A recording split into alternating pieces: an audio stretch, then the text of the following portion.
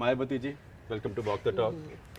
बहुत प्रिविलेज है हमारी वॉक द टॉक पे। आप अंग्रेज़ी मीडिया में बहुत कम बात करती हैं। ऐसा नहीं है कि मुझे कोई अंग्रेज़ी से नफ़रत है, लेकिन मैं जिस समाज से बिलोंग करती हूँ, ख़ास तौर से सुल ट्राइब और जो बैकवर्ड क्लास कम्युनिटी है या रिलीजियस माइनॉरिटीज़ के लोग हैं, जिनका पॉपुलेशन इस देश में 100 में से 85 के लगभग है, तो ये समाज ज़्यादातर देहातों में रहता है। आज भी 80% पॉपुलेशन देहातों में है, तो ये लोग ज़्यादातर हिंदी को समझते हैं। तो मैं ये चाहती हूँ कि जो भी मैं कुछ बोलूँ तो मेरी आवाज़ जो बहुजन समाज का जो देहात में रहने वाला तबका वहाँ तक पहुँच सके।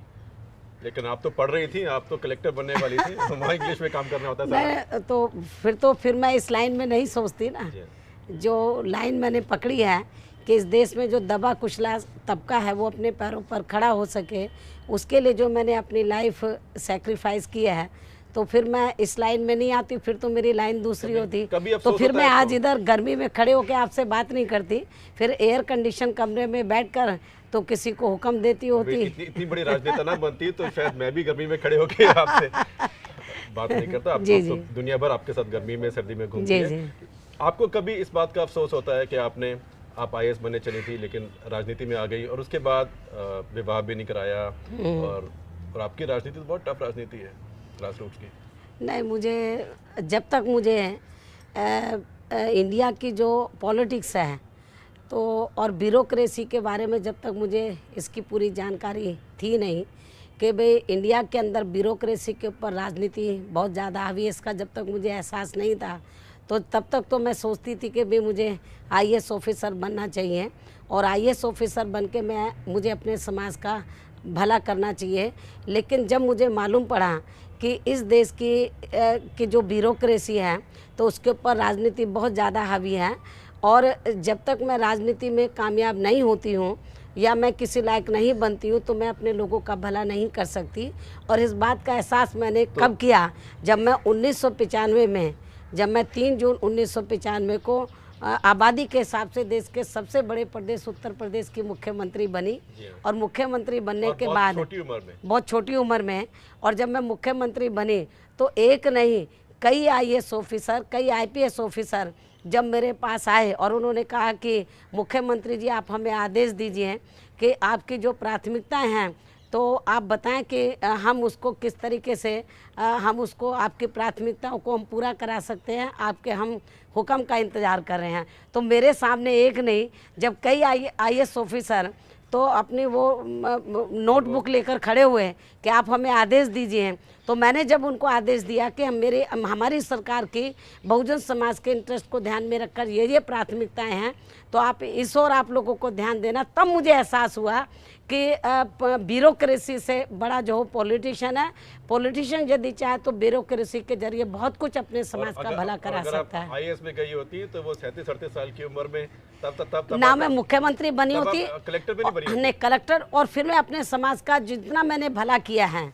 उत्तर प्रदेश में, मैं 3 बार मुख्यमंत्री बनी हूँ, तो जितना मैंने भला मुख्यमंत्री बनने के बाद, राजनीति में प्रवेश करने के बाद और एक बड़े ओहदे पे जाने के बाद किया है, उतना भला मैं कलेक्टर बनकर नहीं कर सकती थी। कि ब्यूरोक्रेसी के लिए आप कभी कुछ टेंशन रहती है आपकी ब्यूरोक्रेसी के साथ? एक बार मैंने भी आपका भाषण सुना बिजनौर में, और आपने कहा कि ब्यूरोक्रेसी मेरे नाम से थर-थर कांपती है, तो थर-थर नहीं, ब्यूरोक्रेसी के बारे में मेरी ऐसी सोच है। आपके वोटरों ने बहुत ताली बजाई। नहीं, ऐसा वोटर्स को इस बात का एहसास है कि जब तक मैं उत्तर प्रदेश की मुख्यमंत्री नहीं बनी थी और दूसरी पार्टियों की उत्तर प्रदेश में सरकारें रहीं, तो ब्यूरोक्रेट्स कभी फील्ड में नहीं जाते थे, उनकी बात नहीं सुनते थे, तो उनको न्याय बराबर नहीं मिलता था। लेकिन जब मैं उत्तर प्रदेश की मुख्यमंत्री बनी तो मैंने उत्तर प्रदेश के हर जिला कलेक्टर को, हर जिले के SP या SSP को, तो मैंने राइटिंग में निर्देश दिए कि हर जिले के अंदर तो जो IAS जो DM और SSP है, सुबह 10 बजे से लेकर 12 बजे तक तो वो दफ्तर में बैठेगा और लोगों की समस्याओं को सुनेगा। तो मेरी समय में तो अधिकारी टाइम के बड़े पंक्चुअल थे और समय पर दफ्तर में बैठते थे, लोगों की समस्याओं को सुनते थे और काम करते थे। और ये थर-थर कांपने वाली नहीं, बात थर-थर कांपने का क्या है, नहीं इज्जत नहीं। तो जो मैं उनको टाइम बाउंड प्रोग्राम देती थी कि भाई आपको इतने समय में इतना काम करना है, तो मैं केवल कहती नहीं थी, करके दिखाती थी। तो जब मैं आईएएस या आईपीएस ऑफिसर्स को टाइम बाउंड प्रोग्राम देती थी कि आपको 1 या 2 महीने में इतना टारगेट आपको दिया जाता है, ये पूरा करना है, तो उसके बाद में रिव्यू बैठक करती थी। उसके बाद में कमिश्नरी वाइज रिव्यू बैठक करती थी, और रिव्यू में जिन अधिकारियों का परफॉर्मेंस अच्छा नहीं मुझे मिलता था, तो उनके खिलाफ मैं कार्रवाई करती थी। तो इससे जनता बड़ी प्रभावित होती थी, बहुत खुश होती थी। ब्यूरोक्रेसी में बहुत नेगेटिव नहीं, ऐसा नहीं।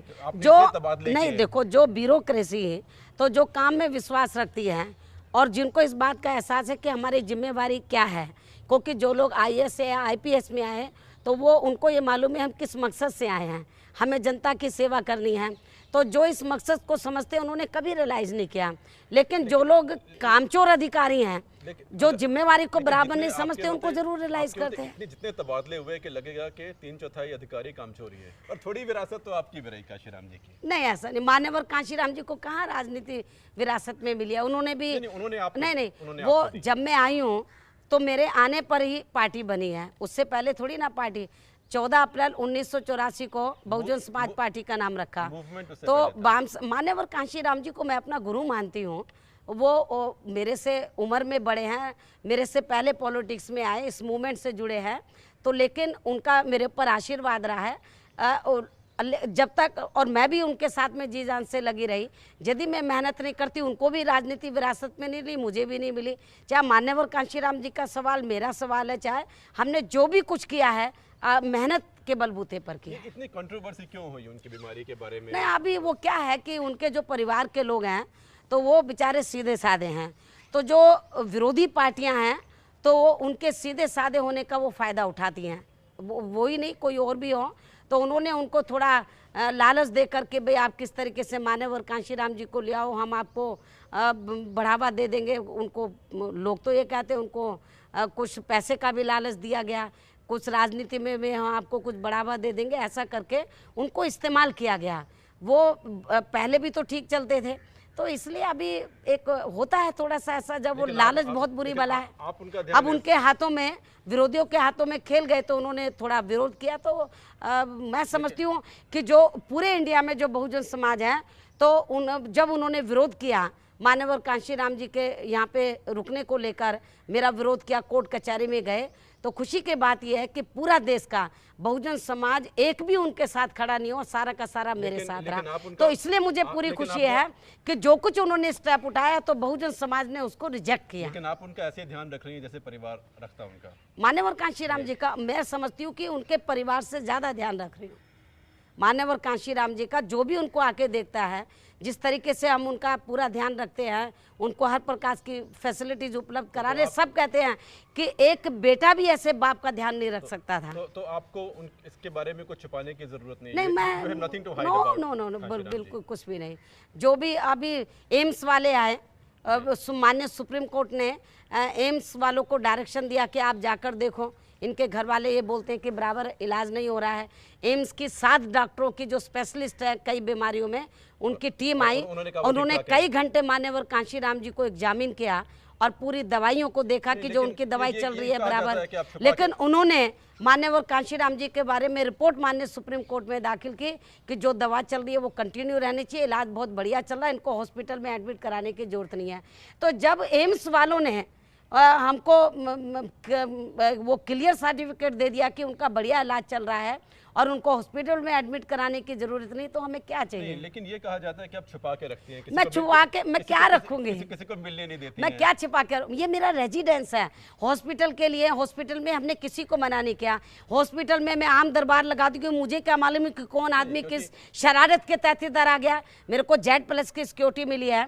हो सकता है विरोधी पार्टी के लोग शरारत के तहत किसी एंटी सोशल एलिमेंट को इधर भेज दें, और मेरे घर में आके कोई ऐसी चीज रख दे कि जिससे मेरा घर ही उड़ जाए और मैं भी उड़ जाऊं, मान्यवर कांशीराम जी भी उड़ जाए। खास करके रिस्पांसिबल मीडिया है, हाँ, तो उनको देखने देती हैं आप? नहीं तो मीडिया, हम कौन बोलता, मीडिया तो बाकायदा देखने के लिए हॉस्पिटल में जब भी आए हमने कभी नहीं मना किया। मान्यवर कांशी कंट्रोवर्सी तब से हुई। नहीं ऐसा नहीं, हॉस्पिटल से ही कंट्रोवर्सी हो गई थी, आप गलत बोल रहे हैं। नहीं, हॉस्पिटल से ही, हॉस्पिटल के बाहर तो उन्होंने मान्यवर कांशीराम जी के बत्रा हॉस्पिटल में रहते हुए उन्होंने काफी दिन तक धरना प्रदर्शन किया। हॉस्पिटल में रहते हुए वो लोग कोर्ट कचहरी में गए। हॉस्पिटल में जब मान्यवर कांशीराम थे, हमने मीडिया को उनके सामने लाए और मीडिया के सामने मान्यवर कांशीराम जी ने कहा, जिसमें कई चैनल के लोग थे, सुन लो, उन्होंने कहा कि मेरे घर वाले जो कुछ कर रहे हैं वो गलत कर रहे हैं, वो स्वार्थी किस्म के लोग हैं, मायावती जो कर रही है वो ठीक कर रही है, मैं उनकी सेवा से सहमत हूँ। ये उन्होंने मीडिया को अपनी आवाज में बोला। उन्होंने अभी भी वो आपके पास रह के ज्यादा बिल्कुल बहुत खुश हैं वो, परिवार बिल्कुल।